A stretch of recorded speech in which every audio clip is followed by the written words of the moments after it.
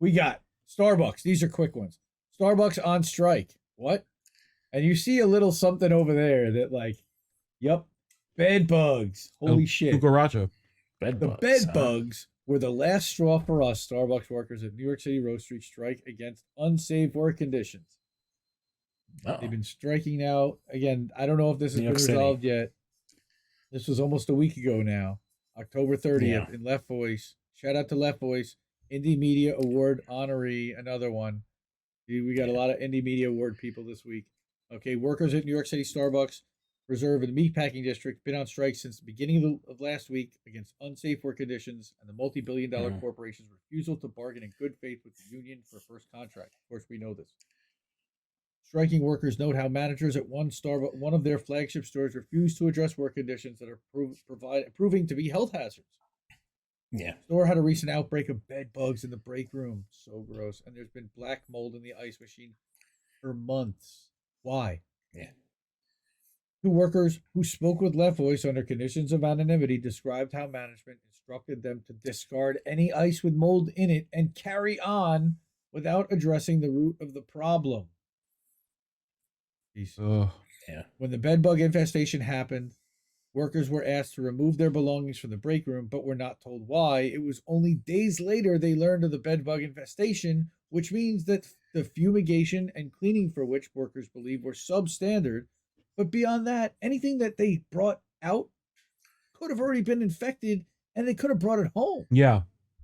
To their kids and their families. Okay. Yeah, you know what's the worst part about these managers is that just for a little bit of extra power over their employees, right? Just for that little extra power, they sell out. They treat their employees like shit, and it's for a little tiny power, and then they wind up usually getting fired anyway and getting replaced with another manager. It's like they don't even get moved up within the company. So it's like they do all this ass kissing for nothing, and they fuck everyone over. And this is what you get for $2 an hour more than the hourly wage. You know, they get like $1 more. Like it's like, dude, why are you selling out for? What the hell's wrong with you, bro? What the fuck is that from the Roastery? Oh damn, that's pretty nasty. One worker, Laura Garza, says, I myself have gotten sick from attempting to clean the mold from the ice machine without proper training, and the bed bugs were just the last straw from us. We cannot risk bringing that home.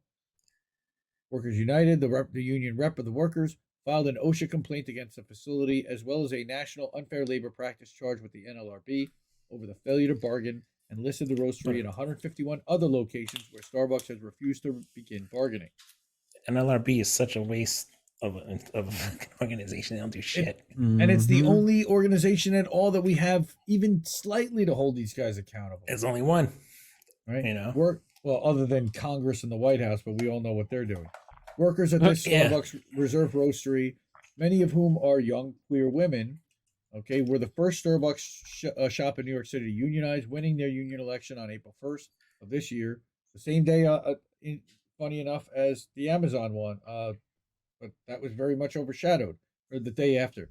They are one of 12 Starbucks locations to have unionized in downstate New York, one of 7 in the city. Nationally, over 250 have elected to unionize, with over 100 workers at this location alone. This is one of the bigger shops to have unionized nationally. And that's one of the things that I was talking about is, why is it so much more difficult to unionize Amazon facilities? Is because of the massive size and number of workers there, and to go after a smaller Starbucks. But 100 people working at a Starbucks voting to unionize, that's not little. Right. And again, although it's been months since they won their elections, workers at the Roastery, like other unionized stores across the country, still don't have a first contract, as Starbucks refuses to bargain in good faith with workers while continuing their union busting practices. Right. They're facing, and then also like another thing I just wanted to mention real quick. Sorry to cut you off. No, go. But like Starbucks and like Amazon also is that usually people it seems to me, and this is just my opinion, is that they seem to know more about unions than people at Amazon. I don't think they're that really knowledgeable about what unions are and what they stand for. Because when I did the union drive of mine, when I did the union drive at my place, like people just didn't know what it was, and then someone just said union's bad, and they were like, "Oh yeah, union's bad," and so that's how it usually worked. Yep. Unions corrupt. You got corrupt leadership, and it's a top-down structure. There again, we much prefer to see workers own the means of production completely and co-op and have ownership. But the company, I mean, I talked to yep. Right. Yeah, I talked to one employee. He's like, I hate unions because I threatened to beat up my manager and they still fired me. My union didn't protect me. I was like, you threatened to beat up your manager, dude. Manager, like, right. Like, That's stop breaking the law, asshole. Right. So maybe union couldn't defend you for doing that. I'm sorry, buddy, but you have to fucking hate unions for that. So, right? Yeah. Right. Because the brotherhood broke, right? But there again, over 300 unfair labor practices already. NLRB offices around the country have issued Starbucks over 35 official complaints. That's like a speeding ticket, Yeah. All right, citing it for coercing, threatening, firing employees over union activities. We've covered that plenty. Withholding wage increases and benefits from unionizing stores, which we've also covered. Right. Since the wave of unionization at the coffee giant began, they've fired over 100 workers who are organizing for a union, on top of closing locations entirely once they vote to unionize. Right. So, although the store has over yep. Go ahead. Yeah, you know what an LRB does? They did like what the squad does. They send like the companies like a strongly worded letter. That's pretty much what they do. Yeah, that's it. Well, and they may issue a fine, but it's still peanuts in comparison to what Starbucks quarterly earnings are. Oh yeah, they pay right off. Okay, right.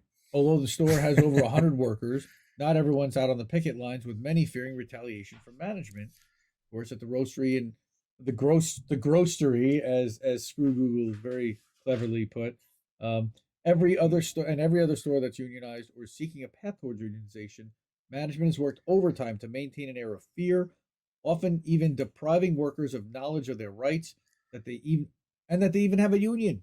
Oh my goodness. But since the strike began at the Roastery, workers have been picketing outside the facility every day, forcing it to close early the last few evenings.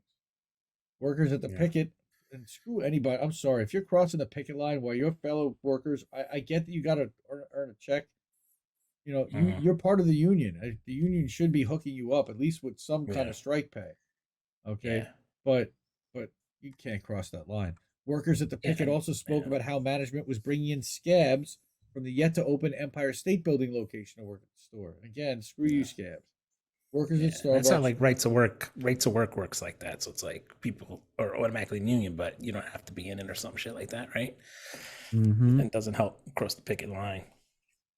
Yeah. Each worker makes hundreds of dollars worth of beverages every hour for Starbucks. They're creating value far beyond what they're compensated for. The company's massive profits are a direct product of the workers' labor. For striking workers, it's essential to expand, mobilize, use this power, the shop floor to fight, not just for safe conditions, but against every injustice suffered under Starbucks management and beyond. Little Buzz Lightyear there. Well, good for Starbucks, man. At least they're doing it, Good for those workers. They're trying with the Starbucks folks. Again, we try to showcase the good work that they're doing and the fight that they're taking, because they're literally taking on one of the most powerful companies in the world, with one of the biggest union busters that tried to run for president, and he got ratioed so hard off of Twitter it literally scared him away from running for president. Jeffrey Bezos. No, this is Howard Schultz. But yeah, Bezos would run for president. I think Bezos may, man, one day, man.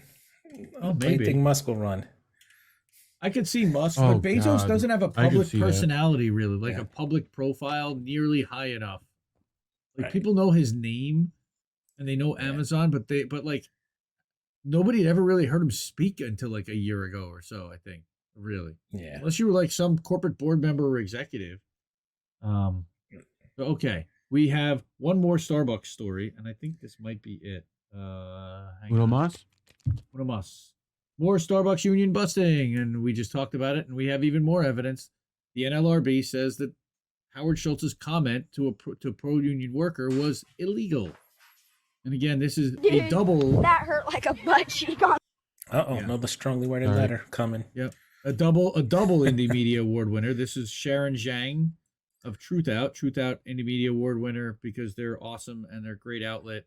And then Sharon herself is an outstanding writer who has been covering labor, specifically the Starbucks and Amazon stuff, for a while. And she's got great takes. And one of these days, I'm hoping to have the opportunity to interview her and have a conversation with her about how she picked stories and what her methodology is and kind of how she feels about all of this, because you can kind of see it in her writing. But again, I just such a big admirer. There are so few writers and so few journalists that stay on this beat, and I give them credit. Again, Luis Felice Leon over at Labor Notes and Mike Elk over at Payday Report. There are a few, not very many. Jonah Furman over at Who Gets the Bird also. But again, here we've got Howard Schultz's suggestion to a pro-union worker earlier this year that they should work somewhere else constituted an illegal threat, according to NLRB. During a meeting between Howard and Long Beach, California workers in April, he told a pro-union worker, Madison Hall, "I'm sensing a lot of anger from you about Starbucks." She'd been the leader of a union effort at a Long Beach store. Yeah, if you hate Starbucks so much, why don't you work somewhere else? He continued.